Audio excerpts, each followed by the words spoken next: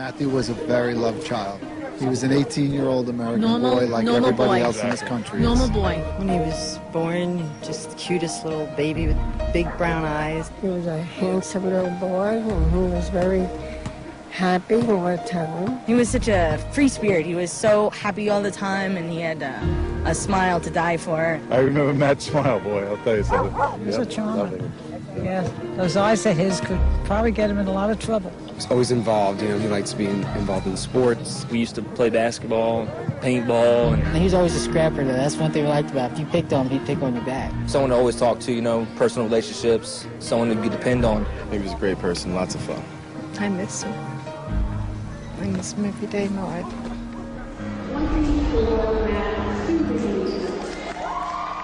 We called him Matthew, we called him Matt.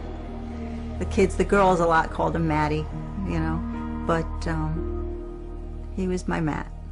And he loved to fool around with the kids and wrestle with the boys, and he and Annie were very, very close because they were the closest in age, and those two, they were like two peas in a pod. But unfortunately, apparently he was having trouble sleeping, and he was having bad dreams and waking up and starting to have like panic attacks. That's when I said to him, you know, Matt, maybe it would be helpful if you talked to somebody outside of the family, you know, like, would you want to do that? So I made an appointment with him. So we go in there, and she sits down with us, and after no more than 15 minutes of talking with Matthew and asking some questions, she gives us samples of Lexapro. So I said, what about side effects? I said, you know, what should we expect from something like this? And she says, well, you know, they're very well tolerated.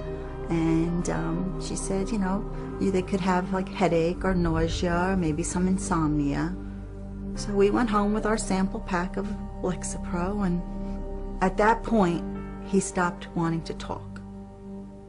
He seemed to be withdrawing more. This was weird behavior for him.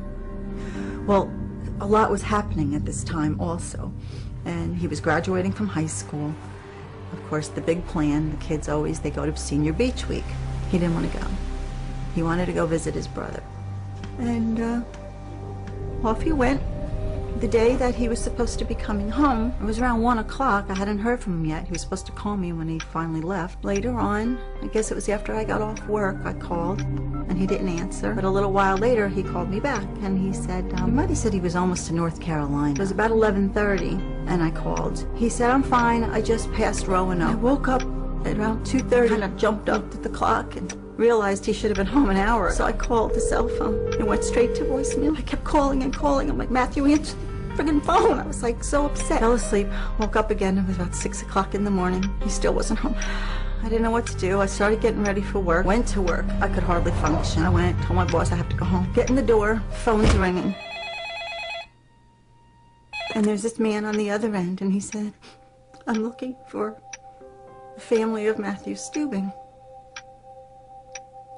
I said, this is his mother. Who's this?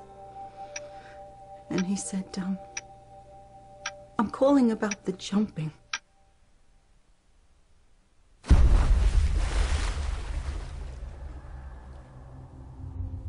Our world blew apart. We couldn't imagine that this had happened. We couldn't understand because this just wasn't Matthew. None of this was Matthew. I mean, it was like, made no sense. It made no sense.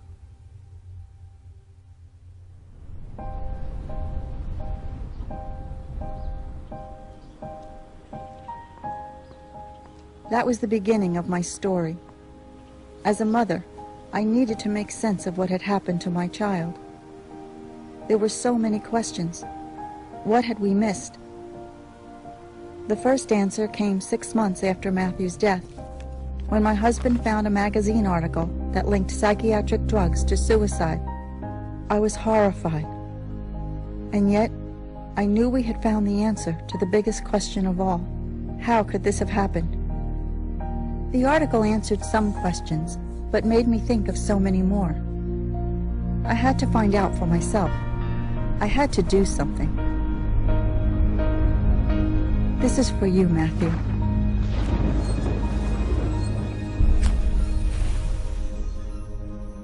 Before, all I had ever heard about psychiatric drugs from the media, at schools, in the doctor's office, was how safe and effective they were.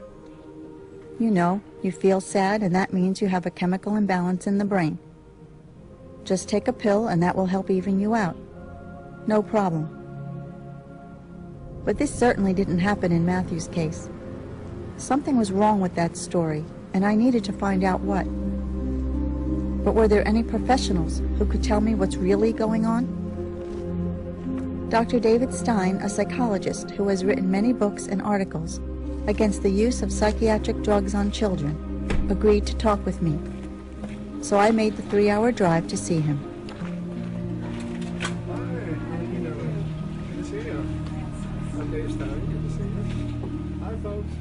Tell me what brought you to drive all the way down here. Well, we went to a doctor, a psychologist, Okay. and my son was diagnosed with depression, and we were told that it was caused by a chemical imbalance. Is there such a thing as a chemical imbalance in the brain that can cause psychological problems? No, actually, that's one of the misstatements of disinformation or misinformation that's coming out, and unfortunately, I think your psychologist believes there's a chemical imbalance, and a lot of people do. The psychologists, educators, the psychiatrists certainly accept it, and now pediatricians are accepting it. It is not caused by chemical imbalance. And what makes me angry is so many of the doctors are just buying into that. It's just not true. And there's no test or anything that could have been done to determine that. Am I right? They claim that they found this chemical imbalance or that anatomical problem or anomaly with the brain or nervous system, and yet if you were to send your child to a lab to have the chemical tests done on his blood or urine, they would look at you like you're insane because it can't be done. So what they claim is an imbalance cannot be measured by any laboratory or urine tests or PET scans or CAT scans. None of it can be replicated at the clinical level.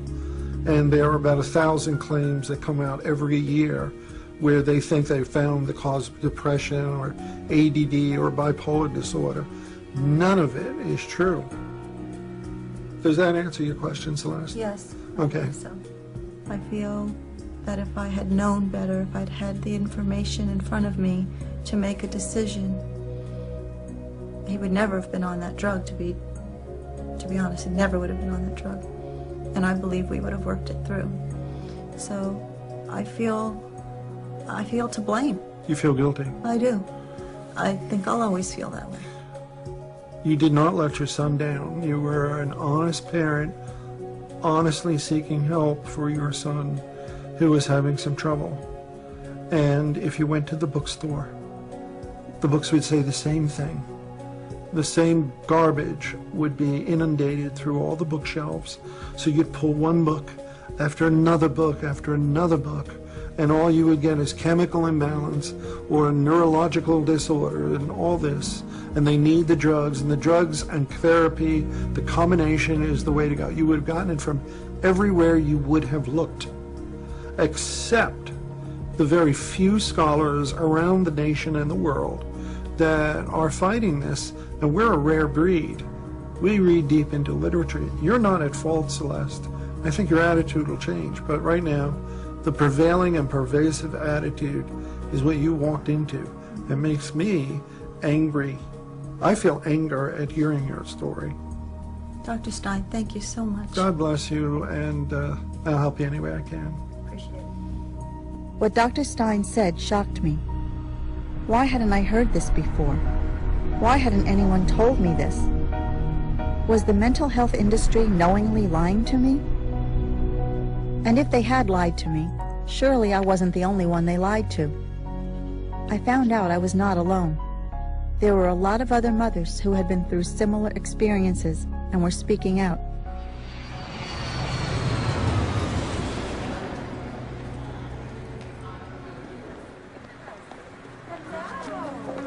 Meeting these women was an opportunity to hear about what had happened to their children and come to terms with what had happened to Matthew.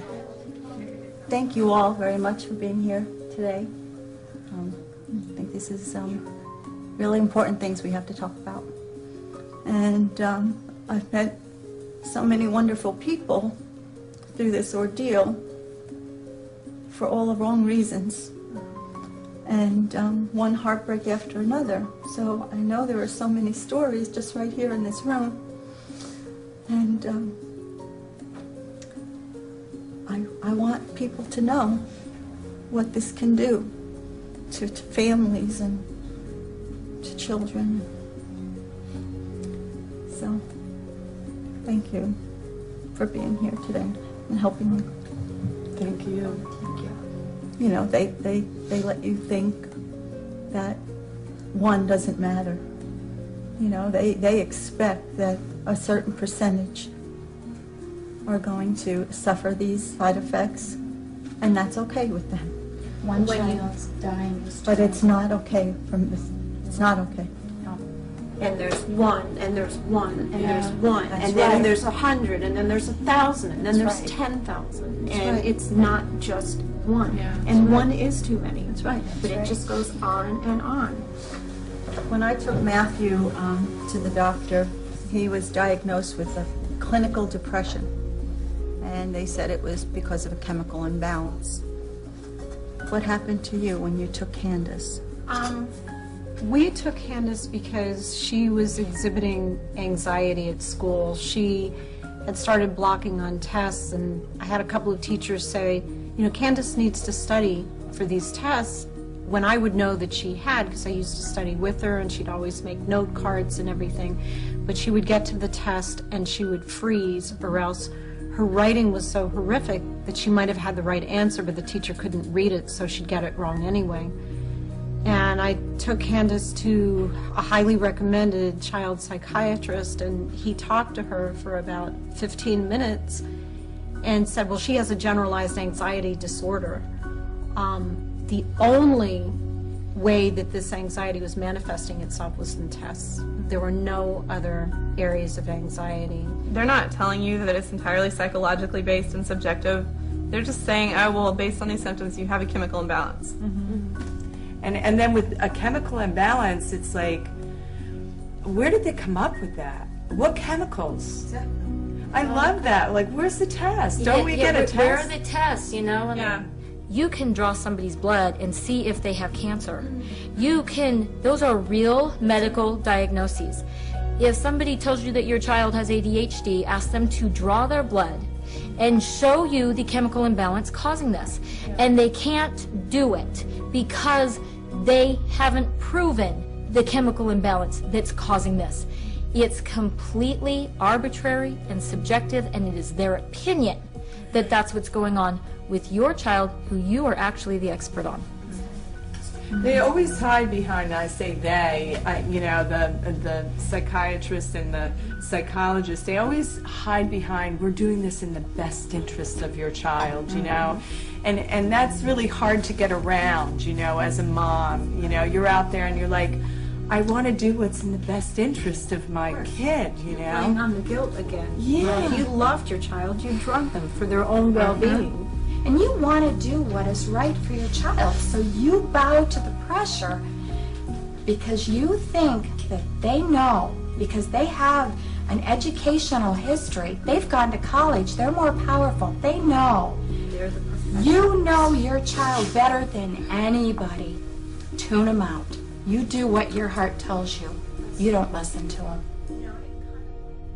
These women were strong, knowledgeable, and determined to spread the word that what had happened to their children could happen to anyone's. Because when it comes to diagnosing kids with psychiatric disorders, no one really knows what they're doing, as a group of high school students found out when they interviewed psychiatrists at a recent psychiatric convention. With all the diagnoses out there, how do you know which one to choose? For a patient? Yeah. The diagnosis? This is a good question. Well, it can be pretty difficult to pick a diagnosis. Psychiatry is not like other fields of medicine, and the diagnoses are sometimes kind of muddy. Yeah, just often pick and mix, so it's not that difficult usually. I pick the psychosis group of diagnosis. We don't always make the perfect diagnosis, but we try to make one and revise it. It's pretty hard. We're oftentimes wrong half the time. Sometimes we don't need a diagnosis. Oftentimes it's not for us as important what the exact diagnosis is. Diagnosis is based on what is it for. If it's for reimbursement, or it's to get you off the hook. You develop a list of possibilities as to what the diagnosis might be. Well, asking all the questions in your mind. You can't ask all the questions of everybody. You can't ask everybody all the questions. So you have to do the questions in your mind and ask the right questions, and then you pin down. I don't know if that's the right answer. Whatever your answer is, totally fine. Matthew's doctor never informed me about the unscientific nature of her diagnosis or the serious possible consequences of taking the psychiatric drugs to treat it. So I went to see the well-known physician and author, Dr. Doris Rapp, to find out what I should have been told. My son was put on the drug Lexapro, and we were told that the side effects were very benign, headache, dry mouth, nausea. What serious side effects should I have been warned of? Well, drugs such as that can cause depression, it can cause dizziness, and there are many isolated reports of almost any area of the body being affected by those. These are the ones that cause the depression, the suicidal thoughts, the heart disease, the metabolic defects. And I think that obviously lung function and cardiac function need to be monitored on children if they are finding enlarged hearts and the children are having heart attacks and strokes and increased blood pressure and irregular heartbeats. And it was found that many times when you stop these drugs, the symptoms don't disappear. You think the shaking is going to go away. It may not go away. And there's nothing more devastating to a young child than to twitch and have these jerks in their body that they can't control. You should have been told to watch for any change in how your son feels or acts or behaves. Any change in his appetite. Is he dizzy? Does he have problems with his coordination? Right. Did they tell you to contact them if there was any change? No. Did they didn't give you a sheet with side effects? No. That you should have received a sheet that said these are the things you might look for, and if you notice any of these. But I think most people would be scared silly because it might be a whole page of side effects and you might not even know the terms, but you get out a dictionary. Or it's in print that's so small that's right. You can't even You get a magnifying glass. And I'd say that you shouldn't have to be the doctor, but in today's day and age with so much going on that shouldn't be happening, I'd say parents, go check on what your children are taking. Don't assume that it's normal to have a reaction if you're seeing one. Call your doctor up and complain. Get a second opinion. But you've got to cover yourself in every way that you can possibly cover yourself. I think you can't drug healthy bodies and make them unhealthy in so many ways and expect those individuals to grow up to be a functional, creative persons in the society.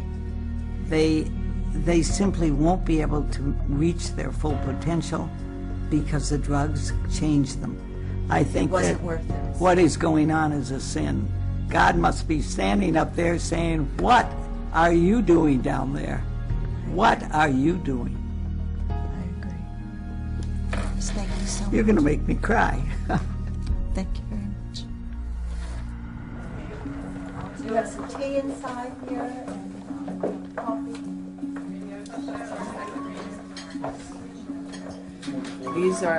These are dangerous drugs that don't cure anything. And the diagnosis of ADHD it's just epidemic right now. You know, it's so easy to do to label a child that way, and then that label follows your child all the way through life. Well, Shana was diagnosed as early as first grade. So the school psychologist sent us a letter and stated that Shana had all the characteristics of ADHD and needed to go to a doctor. So I took the letter from the school psychologist to the psychiatrist with me. 45 minutes later, walked out with a definite diagnosis of ADHD and a prescription in hand. They judged her whole entire life on that subjective checklist and put her on drugs right away. Progressively, she would revert back to where she'd fidget in her seat, and the school would call and say, Shana's not paying attention again, she's out of her seat, you know. Up the dose. Up the dose, up the dose. February 26, 2001, I received a phone call from the school nurse at exactly 10 o'clock and said Shana had taken a fall in library. And immediately I went to school to get her, took her to the doctor. I was only a few feet away from her, signed her name on a clipboard. I turned back, and she's having a grand mal seizure. I picked her up in my arms, and I screamed for the doctor, and the doctor said, Vicki, lay her on the floor. I immediately laid her on the floor, but I kept her head right here, and I kept massaging her head and said, Mommy's right here, Sissy, I'm not going to leave you. And I looked into her deep brown eyes, and the last vision I seen was my daughter dying, and there was nothing that I could do to help her. And I didn't know at the time. Does she know? I didn't know. Did she know that I couldn't help her? What was going through her mind while I'm watching her die? And I have no idea. The answers will never be there. But I keep looking back and thinking, I did what was best, what I thought was best at the time. Even though it turned out to be deadly, and I buried my child, I'm not the blame. A week before Shana died, I took her with agitation, low urinary output, and weight gain, which were 3 red signs. And I took him to the psychiatrist and I said, this is what's happening. And he told me that I was an overprotective, paranoid mother, and what I was seeing were not side effects. And I look back now, and that whole week, she was dying, and we didn't know. And they told us that even if they would have done something different, we still couldn't have saved her. She had too much in her system, and she was dying little by little. So when I say, even if you would have noticed anything, they wouldn't have paid attention. They chose just to ignore me. The psychiatrists, the pharmaceutical industry, they're the people that I need to blame and hold accountable for what happened. And, you know, I look at it now and I just wish I could turn back the hands of time and never put her on the medication, never believed in the professionals, did everything in my life differently, but I can't do that. All I can do is go forth now and talk to people, express the concern, reach my hand out and touch every life and hope it makes a difference. I had no idea that psychiatric drugs could create so many horrible side effects in so many people. An estimated 42,000 deaths every year, whether by homicide, suicide, or overdose, are linked to psychiatric drugs. There was one thing I just didn't understand, though. How could a drug, especially one that was supposed to help, cause a person to take the extreme step of deciding to kill himself or others?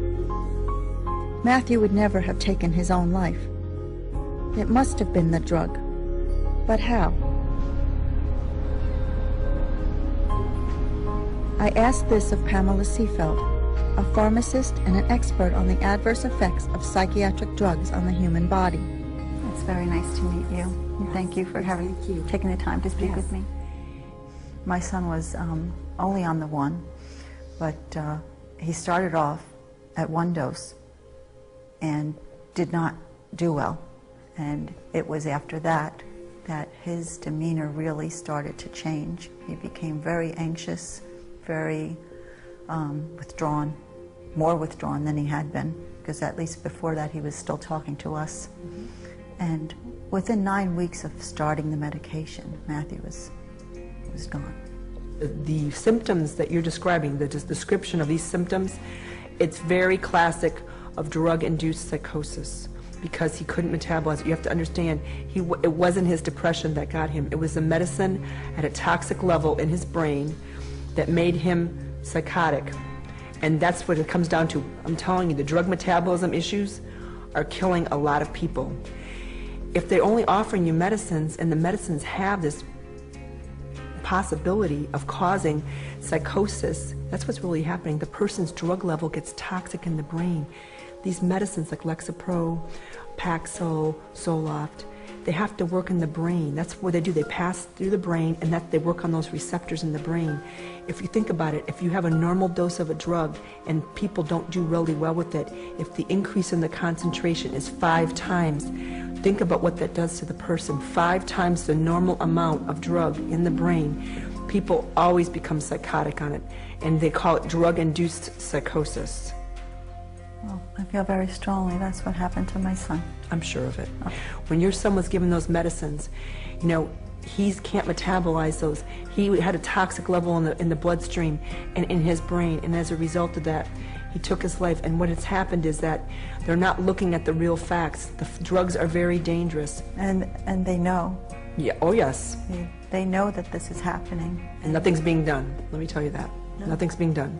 And so, if I can bring you a science reason, it's not obscure like drugs are bad, medicines are bad. It's not that. I'm telling you, there's science behind what we're discussing here, and I'm just really glad I could be the pharmacist to tell you what's really happening. I want to share this with a lot of people.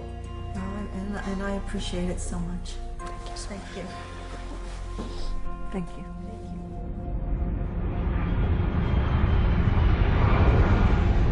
It doesn't take much looking to find some pretty horrible examples of children who became extremely violent after being put on psychiatric drugs.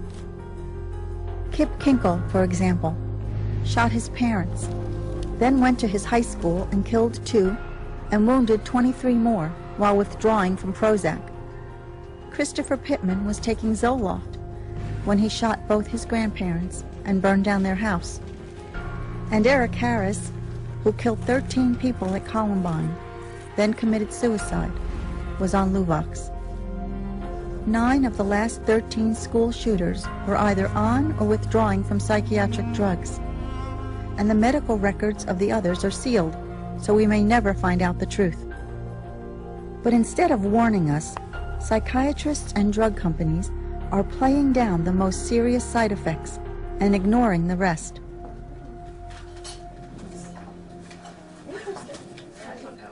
Matthew loved his family, loved us so much.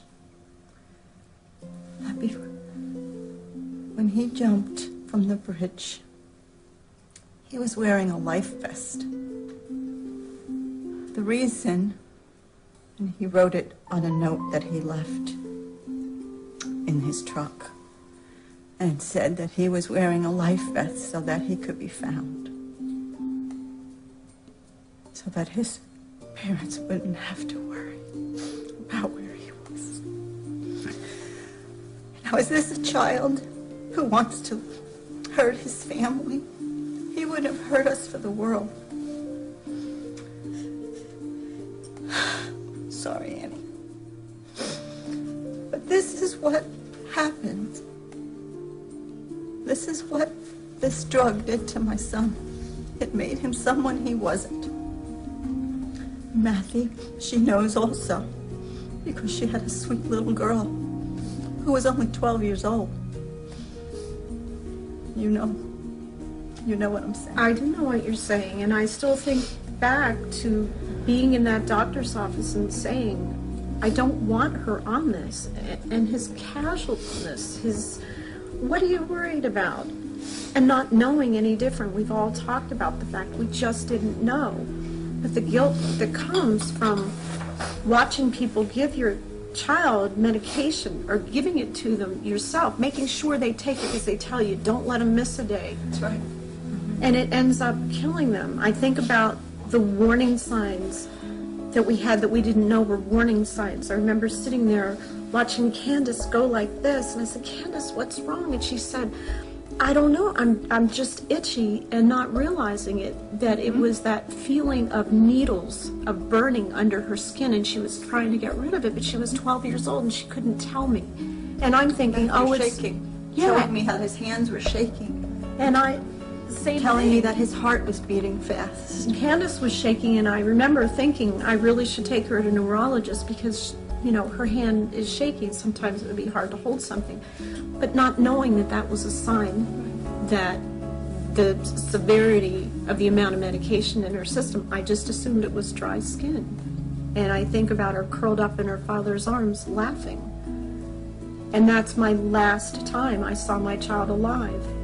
Who would ever assume that this happy child that is embraced in her father's love with her sister right there would walk up to her room and hang herself from the valance of her bed? And nobody knew it. They were there. Nobody knew it because we had no signs. I think about days when I thought I was going to die myself because my pain was so intense that nobody could live through the breaking heart that I was suffering. I remember being in a fetal position on my laundry room floor, thinking I was dying, and calling my therapist and saying, I don't think I can live. I can't catch my breath. I can't live. And what did keep me living was the fact that I had a surviving child who needed me. And I needed to be there for her because I don't know if I could have done it. And I remember Candace had drawn a little heart on her hand. And in the heart she had written 911. And then she had covered it with a bumblebee sticker. She didn't know she was going to die.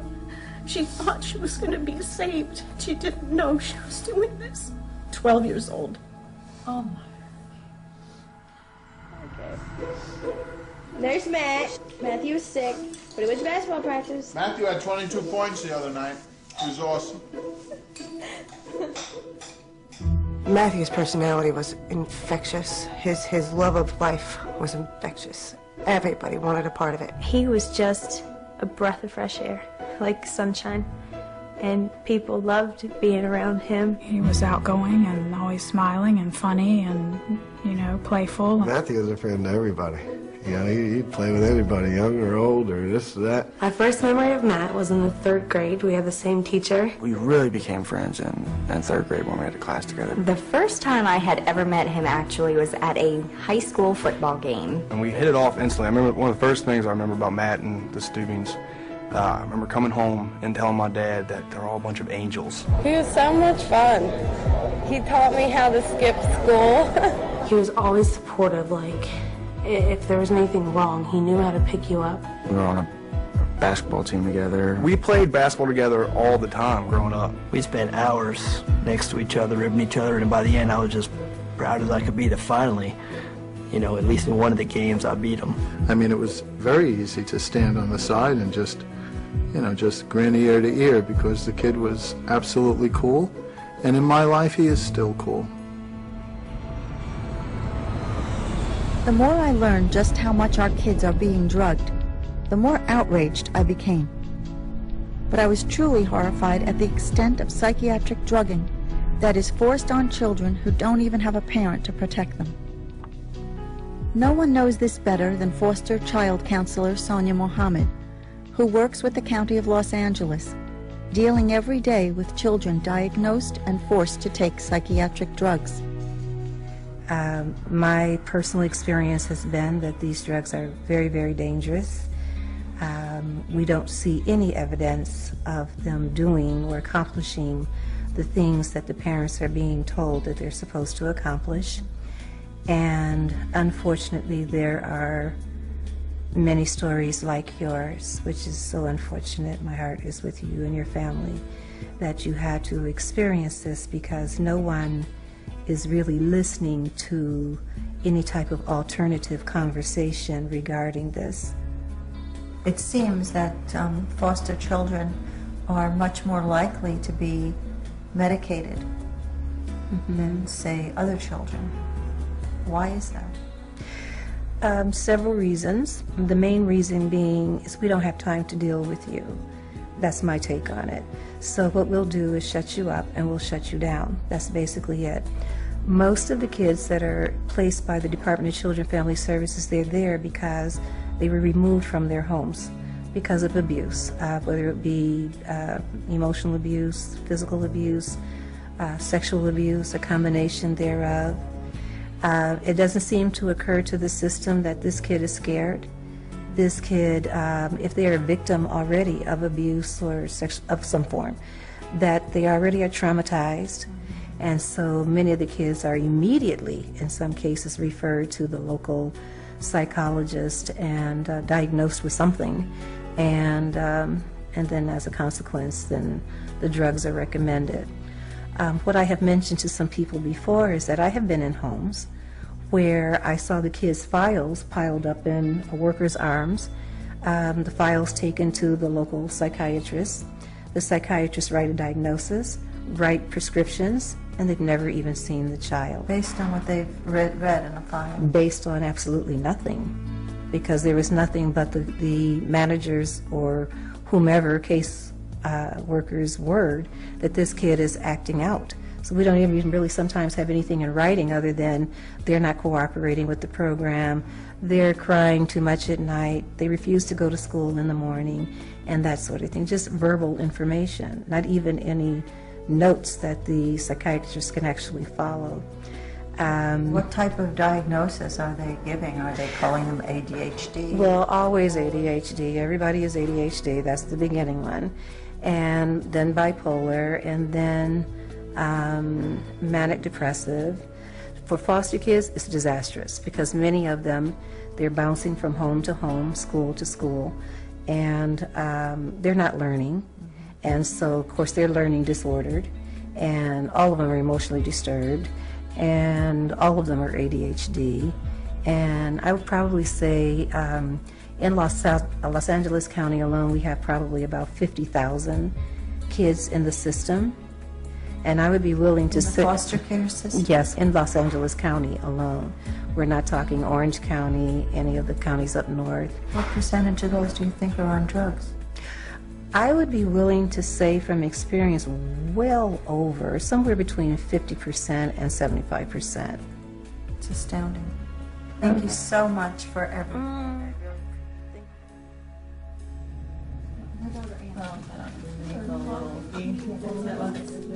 Our children came from loving homes, and we've still experienced these problems, but as far as foster care children go, you know, they've all had issues and reasons that they've been taken from their homes, and I understand that they are automatically put on drugs.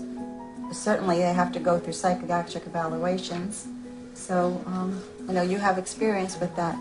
Right, yeah. Actually, I remember seeing a study that children in foster care are 3 times more likely to be on the psychiatric medication than other children who were on Medicaid. The foster parents don't know. They don't know. When you go into the foster classes, they're told that medication is the answer. When your child is having these issues, get them in. Get them in. Those are the exact words. Get them in fast so that you can get their medication adjusted. And then the issues continue, or the child just kind of goes numb. Or the children die, like or the children die. Florida. When I got my little boy, he was on 8 50-milligram pills a day of Circulate, the antipsychotic, which for a child under 50 pounds is really incredible. That was on top of his ADHD medication. He was so drugged and so violent, I was actually afraid of him, and we would hide our knives at night, our kitchen knives. When we'd go to bed as a family, because we were afraid that he would get up in the night and harm someone. he became so bad that he actually, in one of his foster homes, slaughtered their family pets with a kitchen knife. The foster mother came home, and she sees this, and she thought a burglar had gotten into the house. She was just distraught. Oh my gosh, who could have done this? It never even crossed her mind that the preschooler did it. And she figured it out, that it was him. He had gotten so violent on these medications that he had killed her little family pets. It was decided that he should go to the state hospital, and I left there, and I decided that I would try. And they said I had 2 weeks to turn him around. And then the state hospital was still there if I couldn't do anything. And so I brought him into my home, and the first thing we did is tons of nutrition, food in its most natural form, tons of raw food, tons of whole grains. That's what we did. Lots of real nutrition. And then we started taking him off of his medications. And he turned around so much that I became known in the caseworker's office as the miracle worker. He just made such a turnaround, and today he's just incredible. He skipped a grade, and he's still tops out, nationally, tests out so high in even the grade that he's in. Plays a couple instruments. He's fabulous at school. This is an exceptional child. He's not showing violence toward his sister or your family pets? Oh, no. He's very sweet with all of our pets. We have 5 dogs, 3 cats, and he's wonderful. And it's just incredible to me how many children out there are in his exact shoes and will never... There aren't enough people like you to care. And the doctor can just blame it on trauma. Or, if a child commits suicide so often, it's just, we didn't get to them soon enough. That's what it is. We didn't get to them soon enough. Because that takes the blame off of them completely. Or like my son's psychiatrist said when her patient shot himself, where'd he get a gun? No, looking introspectively, where'd he get the will? So it's just somebody else's fault. It's never the medications that I prescribed. Or like it was an everyday occurrence, and I was just sitting there flabbergasted and thinking to myself when she said, when she was finally, it said that he was okay to come off all his medications, and with his Seroquel, she said, wow, I am just so glad to see that he can still imagine and play, because so many children who are on this medication for any length of time lose that ability to play anymore. And I was just shocked and thought, how do you sleep at night? I can't imagine taking somebody's creative ability from them. What could possibly be worse than making somebody into someone who they're permanently like a zombie? Yes, they're a permanent zombie. What could be worse than that? Tell me a disease that you would rather have than that. The situation with foster care is truly horrible. As I soon found out, not only are thousands of children drugged every year, but sometimes the results are fatal. I flew to Florida to meet with Michael Friedland, an attorney who represents foster kids damaged by psychiatric drugs, including 16-year-old Emilio Villamar. Good morning, Celeste. Very nice to meet you. I'm glad you're able to make it. Michael. Thank you. Thank you for having me here. My pleasure. How common is the use of psychiatric drugs in the foster care system? The drugging of children in foster care, I understand, is a way too common occurrence because it's a simple fix. Foster mom or foster dad or social worker says we have a child who won't sleep through the night, or a child who's waking up with night terrors, or a child who's misbehaving or redirecting their frustration on other childs, or using their hands to hurt, not help. And instead of sitting down and working with that child and taking the time to say what's causing them to act out, no, we're not going to worry about that. We have a fix. Give them this pill. They're using these poor children who are coming from incredibly difficult environments as guinea pigs. With no one to protect them. With absolutely no protect them. And that's why they prey on them. Because there's not a mom or dad there that can say, hey, no, I'm not going to let you test this untested, unproven drug on my child. So let's test it on children that don't have someone to be their voice. Oh my goodness. You represent the mother of Emilio Villamar. Can you tell us something about his story? Just like your son, Emilio was a vibrant 16-year-old boy, played water polo, excelled at school, had lots of friends, came from a great family. Everything was wonderful in his life. And he had a bad situation in school one day. And Mom got worried because he wasn't acting like himself. And Mom, being a very concerned mom, took him to see a doctor.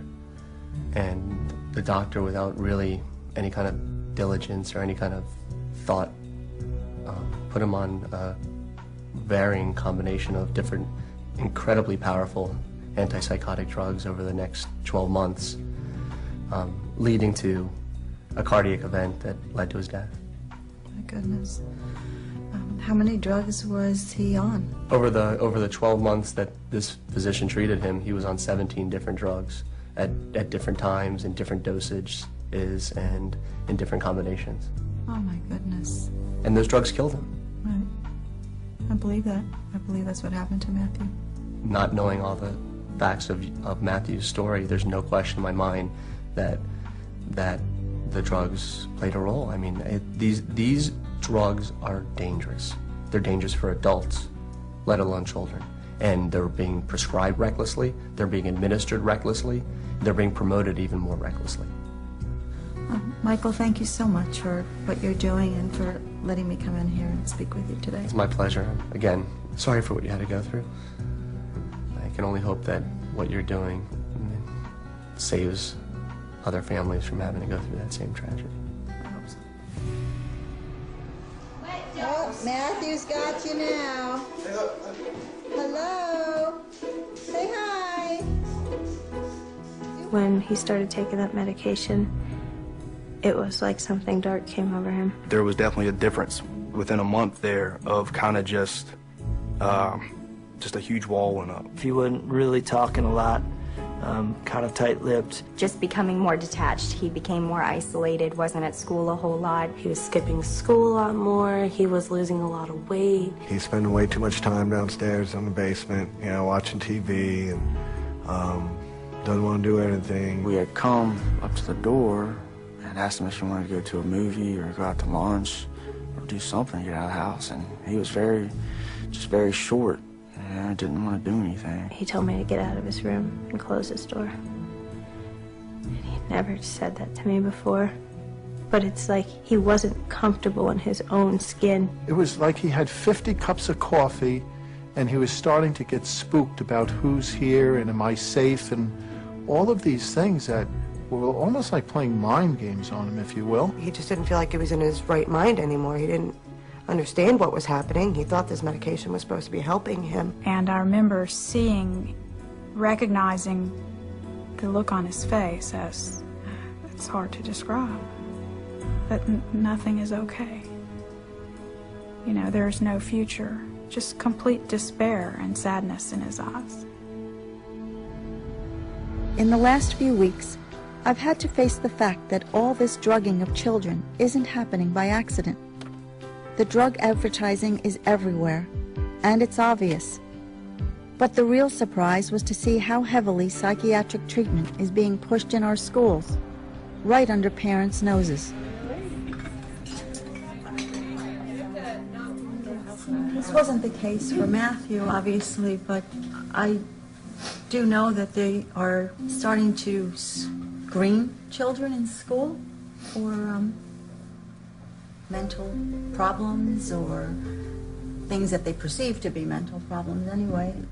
Sheila, you have experience with that, don't you? My son was 7, and he was in school, and I was getting a lot of phone calls from the school about his behavior.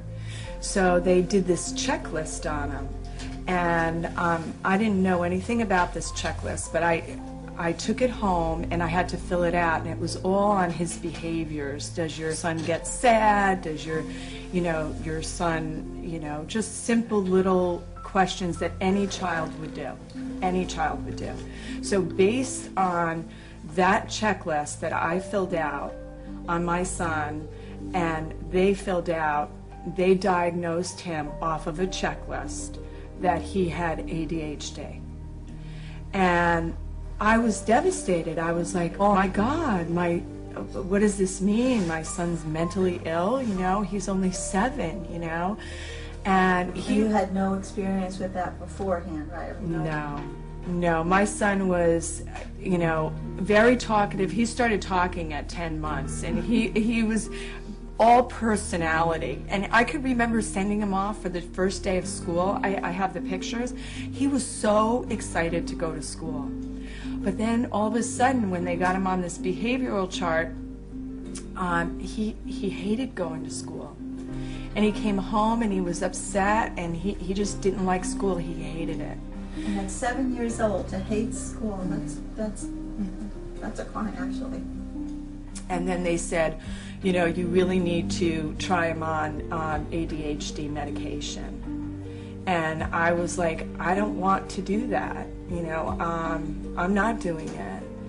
You know, the bottom line is I had no idea how subjective that checklist was. If I had known, if somebody had said, this is just our opinion, you know, it's not really a medical diagnosis, I never would have filled it out on my own son at 7. Do the parents know that this is being done in the school? Are they given, do they have to give permission for their child to be screened? Or are they automatically being screened? The way they do it where I live is really pretty backhanded. What they do is they come in and talk to kids in high school. So, are you feeling kind of anxious? Right. Have you broken up with a boyfriend and it's made you sad? Why don't you take this screening and we'll see what the underlying problem, they're teenagers.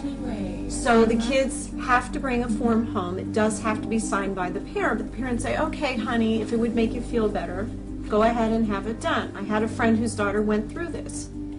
The screening gave her a diagnosis. Now this is from a computer check-the-box screening. Gave her a diagnosis of depression. So then she took home a paper, look, Mom and Dad, I'm depressed. And they said, no, you're not depressed. So then they took her to another doctor who then thoroughly evaluated her and said, oh, she's not depressed, she has ADHD. And they put her on medication for ADHD. And the mom said to me, but I'm so glad she had the screening because now we know she's not depressed. Oh. They treated it the same way. They did treat it the same way. They did. What they do in my son's school is they do pretzel breaks. They come in, the school psychologist comes into the classroom and we're going to talk about how you feel. And it could be in science. It could be in math. It could be in any class. So you have a captive audience. Your child is just there and has no ability to say, I want to opt out of this, you know. And then they give out pretzels to the class, and there's like, how are you doing? How's things are going at home? Have you ever felt like killing yourself? Have you ever? And all of a sudden, they're in the classrooms in math and science, and that's what I have found in my school. And, you know, the bottom line is it's like they're taking a big net, and they're just gathering up the children with these questionnaires. And then when they get the kids in there, they drug them. And that's not the kind of society we want to build. I couldn't believe this was happening, and in our own schools. From a single 10-minute multiple-choice computer test, they can judge you at risk for suicide and send you to a psychiatrist. And one well-known study said that 91% of all children going to a child psychiatrist leave with a prescription. The only problem is, the psychiatrist who wrote the questionnaire for the largest children's mental health screening program in the country has admitted that 84% of the time the test is wrong. But by then, the damage is done, as I learned from educator Kathy Brown. Hi, Kathy. Hi, Celeste. Thank you so much for having me here today. Oh, you're very welcome. Appreciate it. I don't understand how, you know, these young children especially that are being put on for ADHD and bipolar and whatever else they're being, you know, labeled with. How do these children learn? How can they function in school? My observation is that they just don't. They can't. Basically what I see is they can't concentrate, and they, as you said, fall asleep. They have stomach upsets. They have, you know, out of the maybe 300 side effects on one of those drugs, they'll have 4 or 5. it makes it difficult to study. It makes it difficult to study if you can't sleep. It just frightens me and makes me wonder what's going to happen to the next generation. What's happening to these children that are all being drugged right now? Where's our society going with this? That is an excellent observation, because the children who are active, curious, interested children are the ones who are most likely to act out in school.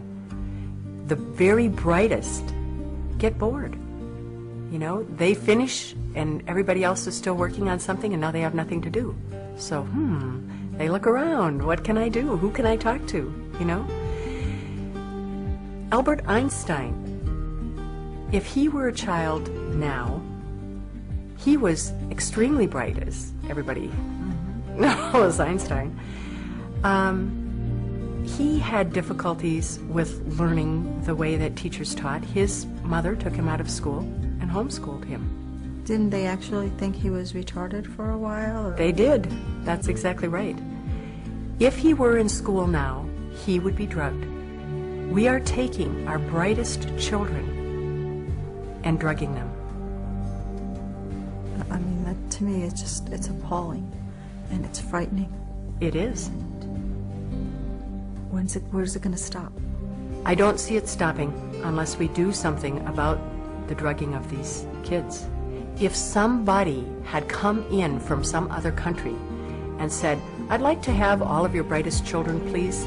I'd like to put them all on drugs, and we'll make it more difficult for them to learn, and we'll make it so that, you know, they're not so interested in things, and we'll make it so that they have difficulty sleeping, what would we have said? You know, we would have said, get out of here. But instead, we're doing it ourselves. And it's very, very sad. Well, it's frightening to think what we have to look forward to right now. It is, so we just need to do something about it. What Kathy told me about Albert Einstein made me curious. She was right. Einstein was very quiet, didn't do well in school, and didn't even speak his own language fluently until he was 9. His parents thought there might be something mentally wrong, but they didn't do anything to him. And look how he turned out. Now we're told that famous people like Winston Churchill, Abraham Lincoln, Sir Isaac Newton, Mozart and Beethoven had mental disorders. What if they had been drugged like Matthew? 8 million young people are currently on some type of ADHD medication, which experts say is chemically very similar to cocaine, comes with some pretty scary side effects, and is very addictive. Makes you wonder how many geniuses are being destroyed every day. This is Matthew's School of Fitness. He's going to pump me up. Good. Run in place. Ready? Throw some jabs in there.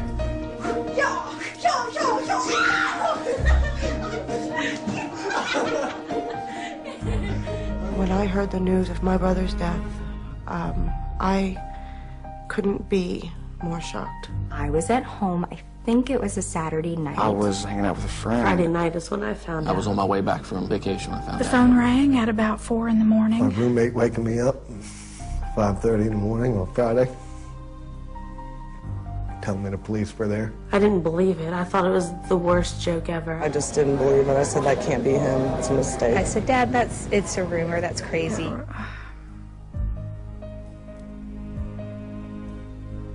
It made me speechless. It was one of the worst days of my life. I never imagined Matt would commit suicide. He did not want to end his life. He loved life. He had a good life. We all knew Matthew wasn't capable of this. A boy doesn't smile like that for 17 and a half years. And then 6 months later go and do this without any help. In just these past few months, I have found that we are in the middle of an epidemic of the psychiatric drugging of our children. Across the world, there are 20 million children on some type of psychiatric drug. 20 million. And as shocking as it might seem, psychiatrists at a recent conference even admitted that they are diagnosing children at younger and younger ages. From your personal experience, what's the earliest age that you could diagnose a child with a mental disorder? It depends. Some disorders start in early childhood, some in adolescence, some in adulthood. It's a very, very complicated question. Earliest isn't really a criterion. End of junior school, going towards high school. 13, 14. Probably 6 and over. 6 and 7. The age is 6. 5 or 6, 8, 5. 5 years? 3, 4, 5, 6 years of age. Probably 4 or 5. 4 or 5. 4 or 5. When you look at a kid who's 4 years old and trying to diagnose him with ADD, how can you tell it's not just because they're 4 years old? 4 years, 3 years. Very early. 2, 3, 4. 2 or 3 years? Yeah, just 2 or 3. 2, 3. Toddler. Before 18 months. They can actually see signs as early as the age of 1. It's a few months probably. Babies. The newborn. Newborns. In the uterus. Pre-birth, that's what we wish. Psychological problems start even when you are in the mother's womb. It's disgusting that anyone would even think of giving a mind-altering drug to a young child with a developing brain. But what about the children drugged before they are even born?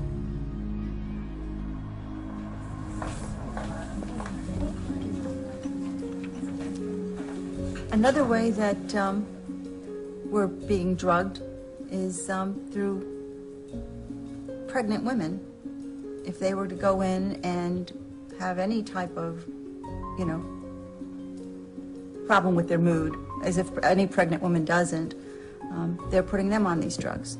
And Kristen, you've had first-hand experience with this and a terrible tragedy as well. Right. I had been on antidepressants for 8 years, and so I have had 2 pregnancies on antidepressants. And so when we wanted to get pregnant with Indy, I asked my new physician if that is something that he recommends, is that I get back onto Zoloft, because I was on Effexor. In fact, I was on 300 milligrams of the XR every day, and he recommended that I stay on it, that there was no testing to show that there was any problems, that it doesn't get to the baby, that I would be fine. And so I took that as, you know what you're talking about, and I decided to stay on it. And then went into labor 2 months early. They stopped the labor. The doctor came over and said, and was shocked that my OB hadn't said that Effexor was dangerous during pregnancy. And but he had immediately called down to the NICU and said that we have an Effexor baby and to be ready. And they were there. That must have terrified you.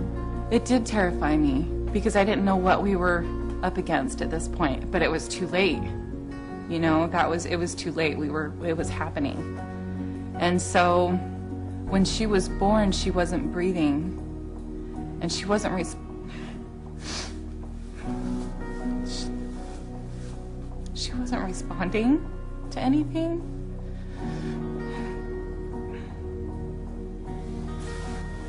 And at that point, when they finally did get her to come around, it was almost like that part of the damage that I had done was over, that it was okay. Oh my gosh, she's safe, she's okay, she's breathing. And no doctor told me that, through the breast milk, could she be getting any kind of the medication. We were in and out of, the hospital because she had severe problems with jaundice. She had severe problems with vomiting. She was lethargic, and she would eat maybe 5 to 10 minutes and then fall completely asleep, to the point where we would have to jottle her over and over and over again just to get her to be coherent enough to eat again or want to eat. She wasn't gaining weight. We came up, the pediatrician wanted to put her on medication, and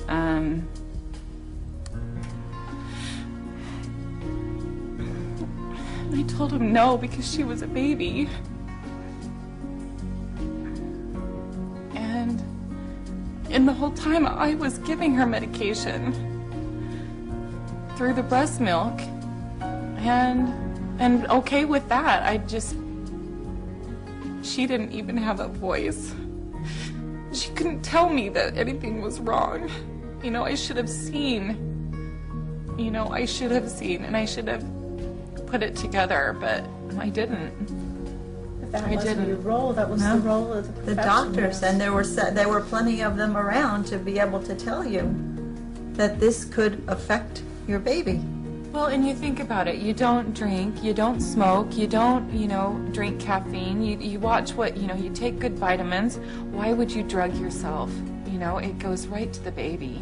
And that just didn't... It's called a medicine. It's a medicine. They call it a medicine, so it seems like a good thing. You're supposed to. It's going to do nothing but good for you. And that's not what it does. It's as bad as all those other things or worse. Well, that's what I've said to my, to some people is, what's the difference between going to the guy on the corner selling heroin and going to my doctor? Because it's going to do the same thing. I did the same thing. I breastfed for 4 months on Zoloft.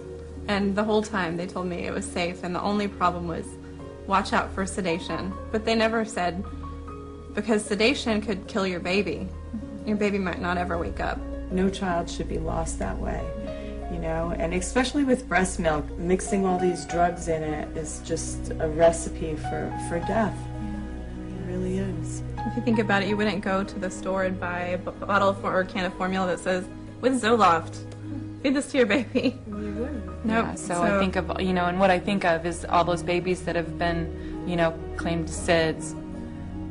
How many of those mothers have been on medications and just don't know any better? I know they're out there. Of course they are. Of course they are. And there'll be more.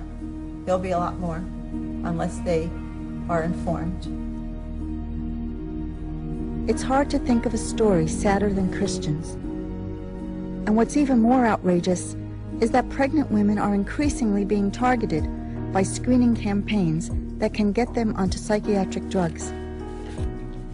1 in 6 pregnant women today is diagnosed with a depressive disorder, and most are put on antidepressants, which means over 500,000 babies every year, born and unborn, are exposed to chemical toxins.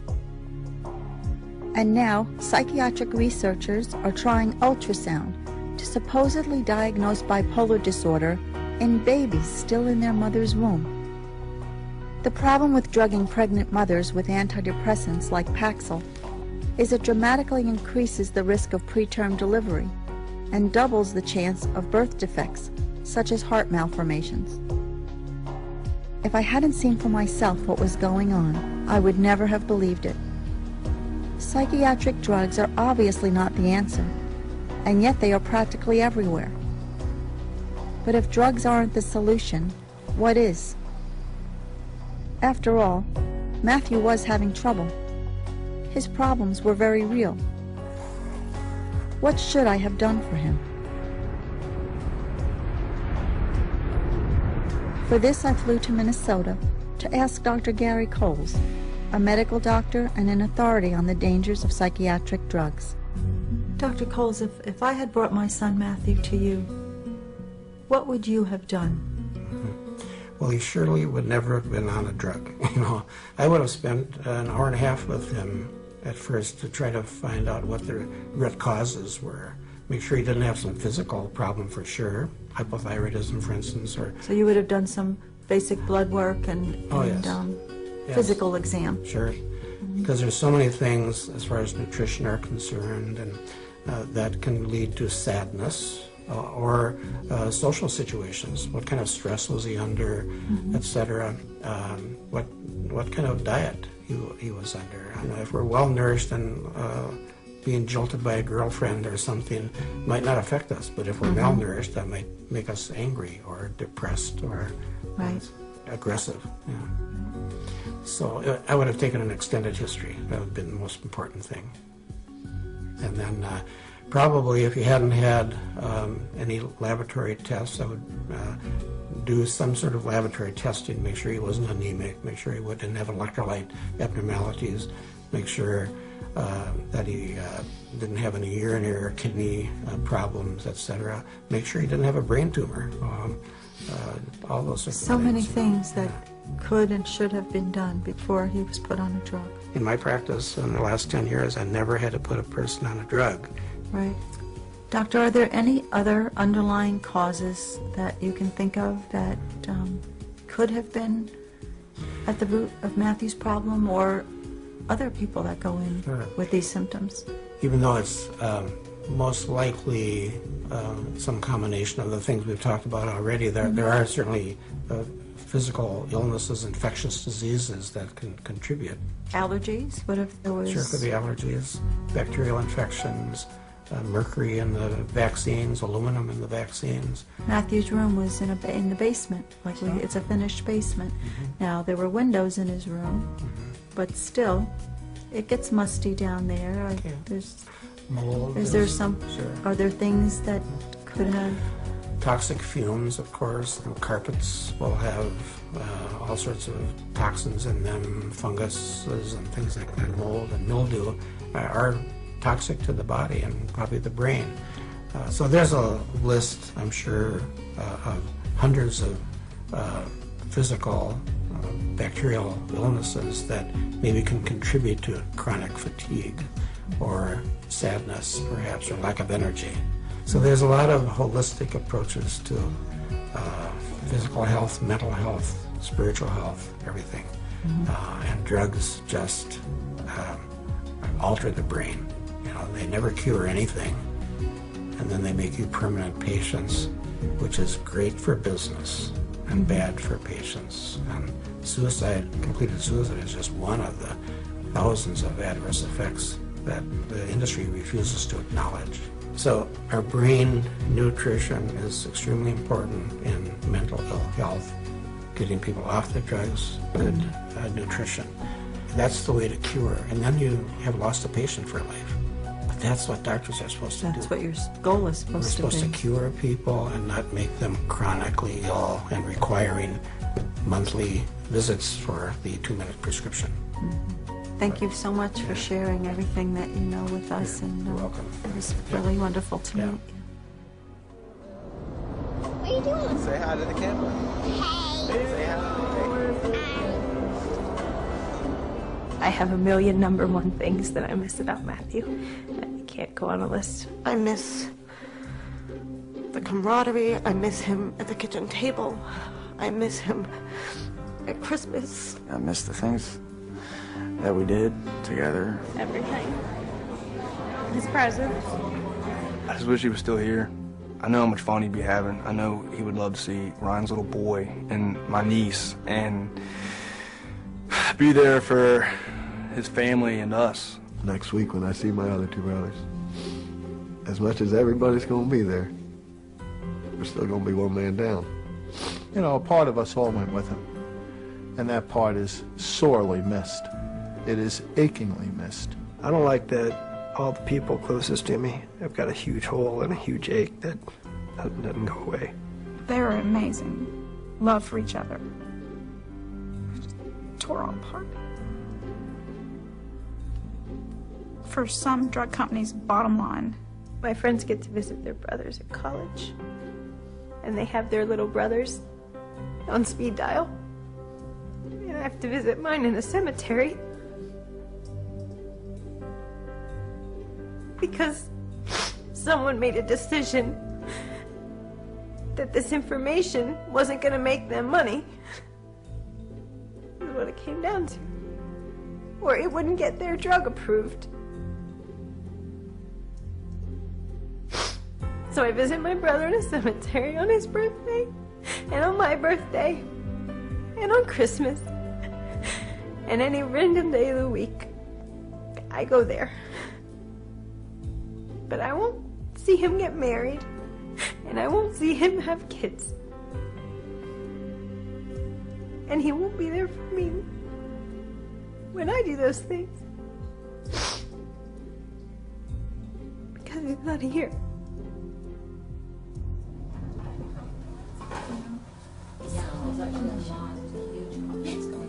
We've talked a lot about the devastating side effects and of these psychotropic drugs, what they've done to us and to our families, and how we've had to live with the effects of them, but there are other alternatives to taking those drugs, and I just wanted to talk a little bit about what they are and what experience you might have with them.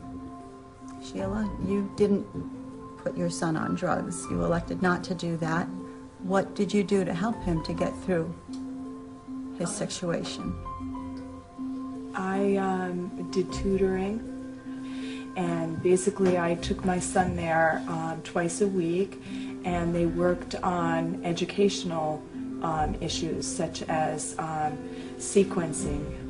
What I found out was that he had a real problem with his language, so it was like a very positive approach to his behavioral issues, because they were underlining educational issues that were not being addressed in the classroom. He needed more one-on-one, which he wasn't getting. So it was probably making him feel inferior, or, you know, this helped to boost his confidence and made him do better in school. He did much better in school, and it really helped his self-esteem, and I saw a big improvement. So I did a lot of the educational resources. And I was just going to add that some students, like in the way the classrooms are, they don't necessarily fit in well, and a lot of parents are now doing homeschooling because their children don't have the pressure of what the school system wants, and I think that for some people that's a really great solution. They say exercising is a wonderful way to, you know, relieve the stress and to... There is a study that I found one time that was talking about how great exercise is for you. And when I looked into the study, I found out that they had a group with medication and a group with exercise and medication, and then just an exercise group. The exercise groups did the best, but it's promoted as though they're equal. Right. And it's very deceptive because they're not equal. The exercise worked in the study and the medication did not. It made him worse. Why not take the kid out onto the playground and let them play for 5 minutes? This may be a child who is just wired to need a little bit more physical activity, like your daughter. Let him with the ball or climb on the monkey bars. Let him go do that for 5 minutes and then return to the learning activity. It doesn't have to be a fight to make our children learn, for our children to function in everyday society. If that's what that child needs, then let's find a way to give it to them. Let everybody be right so that we can all function here. So there's so much we can do. It's nutrition, it's exercise, it's stuff that our grandparents would have used. Too, because that's what I did with my son. Start putting a lot of vitamins, all the B vitamins, and nothing else, no medication, nothing. And he heals so fast, unbelievable. Well, that's another thing. You know, we need to look at blood tests. We need to check for, like you said, medical reasons first. We need to look at what alternatives we can use and not go with medication. There's so many things we can do. We brought up so many points here, and none of them involving medication. Matthew's got the ball. Go get in. He's going to take him to the hole. He's going to smoke him. Come on. And the crowd goes wild. And Little Stu buries his brother, 22-20. He was my little brother.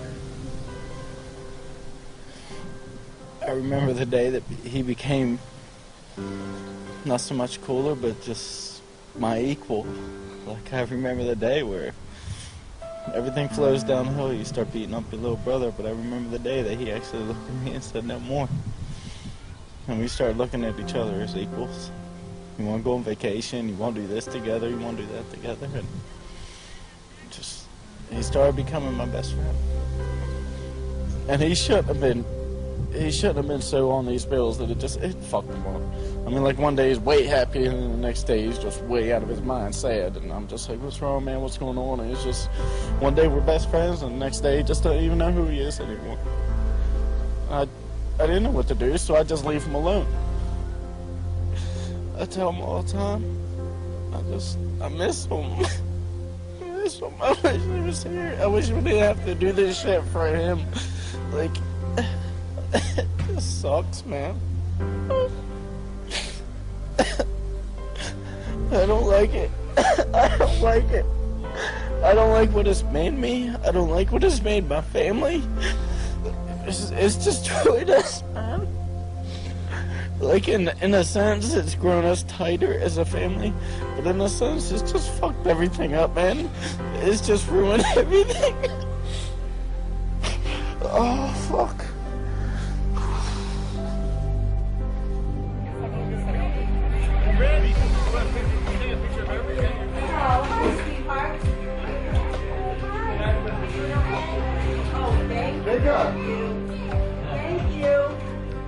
Every April 25th, we get together to celebrate Matthew's birthday.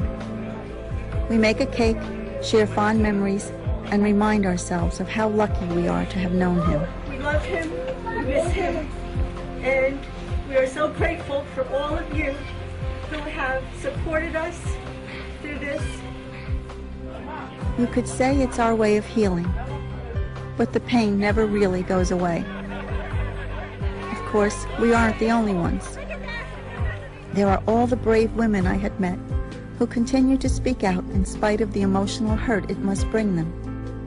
They were all so moving.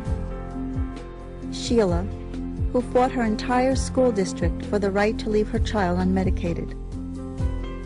Irma, who got her son out of a psychiatric hospital where he was involuntarily incarcerated after a mix-up of medications gave him hallucinations. Matthew, whose daughter killed herself while on psychiatric drugs given to her only because she was nervous before tests. Vicky, whose poor, sweet little girl died in her arms. Amy, whose violent drug reaction toward her own baby should frighten any new mom. Christian, who was assured she could take psychiatric drugs while pregnant, and whose baby, Indiana, paid the ultimate price. Karen, bringing her foster children back from the depths of psychiatric drug toxicity. And of course, my daughter Annie, Matthew's sister and best friend, without whom I couldn't have made it through this process. These are my friends, and if there's one lesson I have learned from them, it's that as parents, we are the last line of defense for our children. Because when something goes wrong, the mental health professionals are never around to pick up the pieces. Our children need us, and yet, in a strange sort of way, we need them even more. All of us have one thing in common, and that's that we love our children. What's so great about your kids? What do you love about them the most? I love that they're unconditional. They unconditionally love. Doesn't matter if I have a bad day or a good day, they're always there to make everything better. They're so innocent. They come to you, they hug you, they kiss you, no matter what's going on around the world. And as a parent, that's the most beautiful thing we can receive, a hug from our children. I think they're trusting. They trust you. They're innocent. And they think you hung the moon, I don't know. Yeah. Until someday it turns around and it's actually they that hung the moon. My niece and my nephews are the most fun, and it's like they make you feel alive more than you feel on your own, more than you feel when you're with a bunch of adults. They bring out the kid in you all over again, and you can laugh with kids and have fun with kids. I like how they're never worried about anything. They're just always laughing and playing. And I hope they get a little bit older, because I don't know how many times I've said to Caroline, honey, just breathe. My kids are my reason for living. And I thank God every day for Caroline, because she was the driving force to help me move forward, and for teaching me to be strong.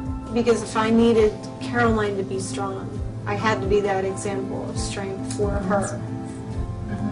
It's the way with my sons too. They gave me the strength to be a better person, be a better parent, and to, just the smiles. I mean, I think our children come and they have lessons to teach us, and I'm such a different person now than I was before. They teach us a lot of good values, and I kept thinking back to my children and what the other mothers had said about theirs. Their smiles, their imagination and creativity, and their boundless energy. My name is Tyler Milford, and I am 11. My age is 7 years old.